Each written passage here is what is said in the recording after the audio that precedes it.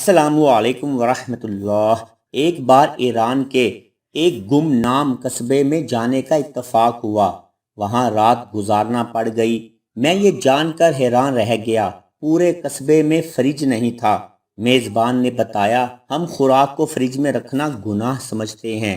میں حیران رہ گیا۔ وہ بولا شاہ ایران کے دور میں حکومت عوام کو فریج خریدنے کی ترغیب دیتی تھی۔ قسطوں پر ٹی وی اور فریج مل جاتے تھے۔ پورے شہر نے فریج خرید لیے۔ ہمیں چند دن بعد احساس ہوا ہمارے دل تنگ ہو گئے ہیں۔ ہم نے فالتو کھانا فریجوں میں رکھنا شروع کر دیا ہے۔ لوگ اس سے پہلے اضافی کھانا ضرورت مندوں یا ہمسایوں میں بانٹ دیا کرتے تھے۔ ہم میں سے ہر شخص اپنی ڈش ہمسائے کے گھر بھجواتا تھا اور ہمسائے اپنا کھانا ہمیں دے دیتے تھے۔ فریج نے میزبانی اور محبت کا یہ سلسلہ روک دیا۔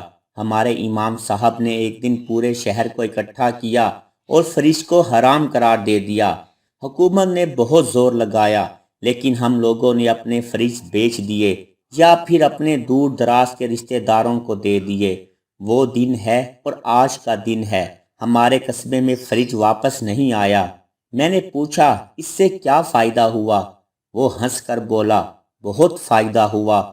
ہمارے پورے شہر میں کوئی شخص بھوکا نہیں سوتا۔